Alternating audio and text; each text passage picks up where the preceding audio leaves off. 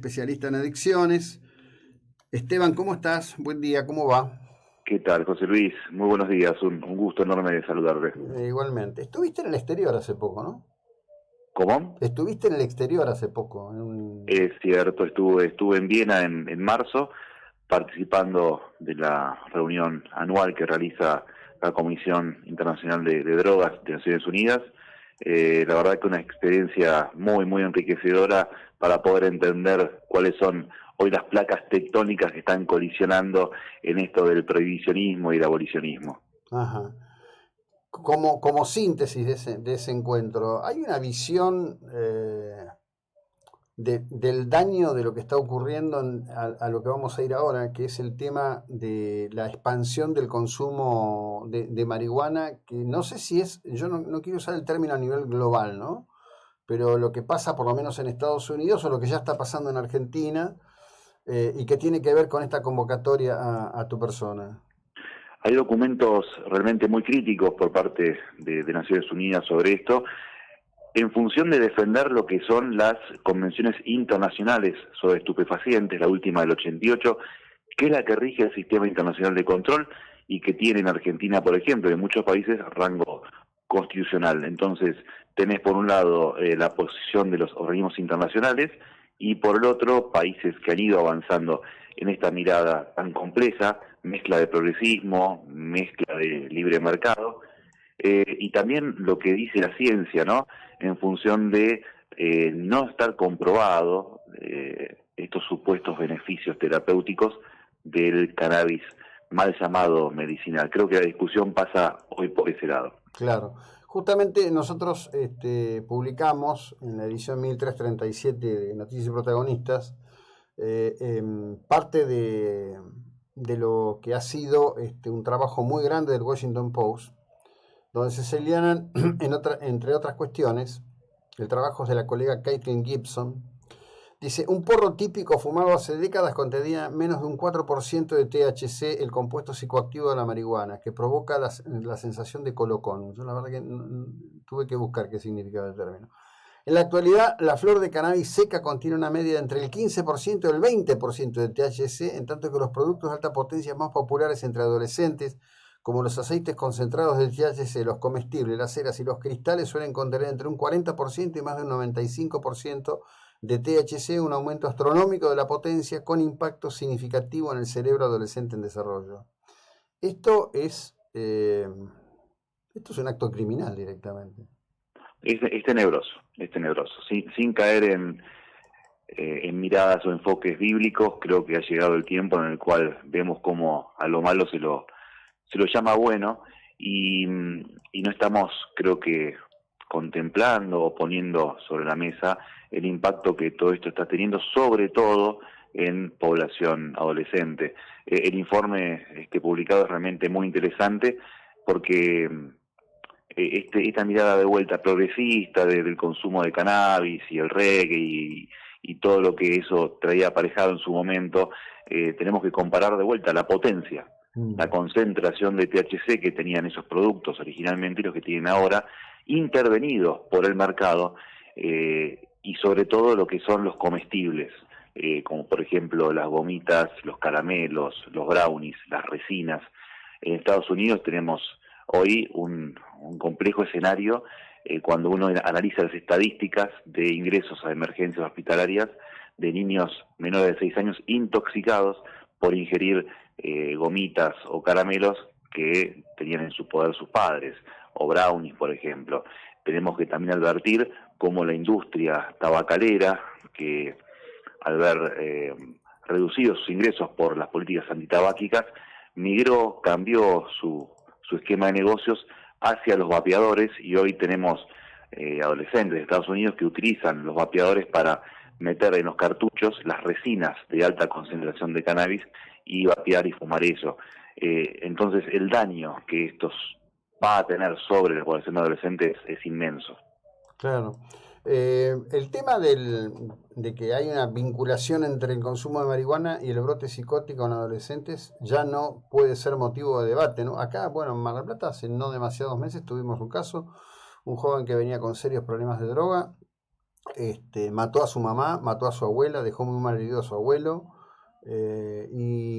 Cuando uno pregunta, los instrumentos de los que dispone el marco legal vigente no ayudan en nada, ¿no? No, no, en absoluto. Creo que a la medida que ha ido aumentando la potencia del THC o la concentración en las plantas, creo que es directamente proporcional al aumento, en estos casos, de psicosis. Hubo un informe que hizo el NIDA, que es el organismo rector en materia de investigación en Estados Unidos, sobre este tipo de situaciones, y hablaba de que uno de cada tres casos de psicosis tenía estrecha vinculación con el uso abusivo de marihuana en adultos. Creo que ya está recontra documentado lo que está sucediendo, sobre todo también lo que es el consumo de sustancias en personas que tienen problemáticas de salud mental, ¿no? Cómo se disparan estas patologías actuales en un país en el cual, como decimos, el marco normativo, más que ser una solución, es una traba.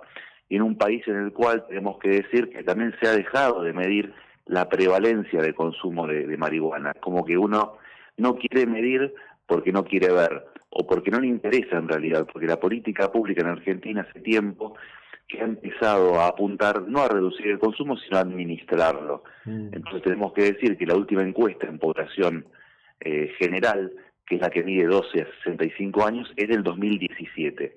Y si tenemos que hablar de la encuesta que mide consumo de marihuana y otras sustancias en estudiantes secundarios, es del 2014, José Luis. Entonces tenemos que decir que Argentina va a ser casi 10 años que no se realizan informes oficiales sobre los patrones de consumo en estudiantes secundarios. Eh, a ver, como bien decís, digamos, no pregunto, no quiero ver, no quiero saber, no quiero establecer, por lo tanto quiero que esto siga en curso.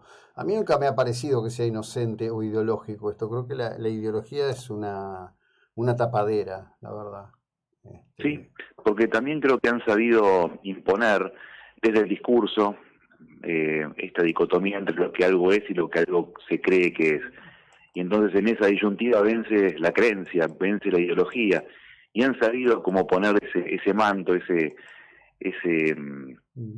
como decir, ese tamiz, ¿no? De inocuidad, de lo medicinal, de lo progre, de que no te hace nada, de que si te fumas un porro está todo bien, y creo que eso ha prevalecido en la sociedad, y no digo que la mayoría crea eso, sino que la mayoría también entra en lo que llamamos el espiral del silencio, en el cual criticar, decir, afirmar lo contrario es mal visto. Entonces tenés hoy un pequeño segmento, una minoría que por supuesto tiene derecho a expresar sus opiniones, pero no a capitalizar, como se ha hecho, un enfoque, una mirada.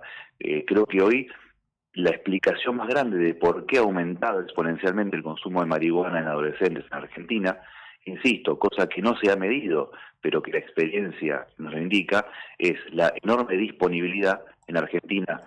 Por decreto del presidente Fernández se habilitó el autocultivo, por ejemplo, hay disponibilidad, hay plantas de marihuana por todas partes, no hay campañas de prevención, tenés una percepción de riesgo por el piso, es decir, lo que yo creo que no me va a hacer mal, lo voy a consumir. Todo eso hace que cuando se vuelva a medir vamos a encontrar un escenario tenebroso. Sí, sí, sí, porque la dimensión del daño, por razones extrañas, no termina de ser suficientemente visible. Parece que fueran hechos aislados cuando los hechos ya marcan una continuidad manifiesta, ¿no? Es decir, está bien, repercuten más ciertos personajes, qué sé yo, Chano Charpentier,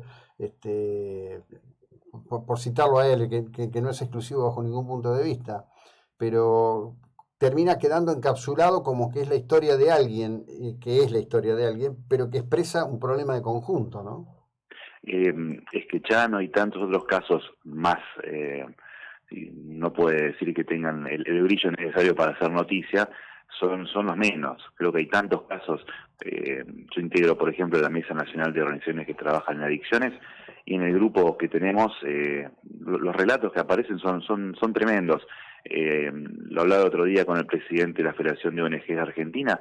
El sistema está totalmente estresado, está a punto de colapsar, ya los espacios de internación no dan abasto. La Severnar dio un aumento del 30% que apenas alcanza para cubrir costos. Entonces, hay un escenario, hay una parte invisible de ese iceberg que no estamos viendo, y será que aquellos que trabajamos en esto tenemos una lupa puesta sobre las cosas que pasan. Yo nunca creí que desde el gobierno nacional, porque antes eran como declaraciones de actores, de provincias, pero ya desde el momento en el cual el presidente de la Agencia Nacional de Cannabis, que también es intendente de la ciudad de Castelli, sale a firmar un convenio con la Federación Argentina de Turismo para promocionar el turismo canábico en Argentina, creo que tenemos que empezar a prender todas las luces de alarma en nuestro país. Bueno, tuvimos 2 eventos canábicos en Mar del Plata con diferencia de pocos meses. Sí, con la triste intervención del emblemático lobo marino con una hoja de marihuana colgada, ¿no? Tal cual, sí, un espanto. Totalmente un espanto. Me dice Ana Laura acá, caminar ya no es tan saludable, es impresionante. Cada vez me cruzo con gente fumando marihuana, echándome el humo sin siquiera consultarme. Sí, nos pasa todo el tiempo. Encima a mí me repugna el coso, pero me hace mal. Pero ese comentario también creo que abre para otro enfoque más para hablarlo en otra oportunidad. O sea, la ley nunca habilitó, el fallo de Arriola nunca habilitó el consumo ostentoso en vía pública que tiene daño a terceros. Hoy los ministerios públicos, el Ministerio Público Fiscal y las fiscalías cierran las causas, pero con una comprensión errónea del fallo Arriola. Entonces el consumo en vía pública de forma ostentosa que afecta a terceros, como es el humo de cannabis, tiene que seguir siendo penalizado, les guste o no les guste.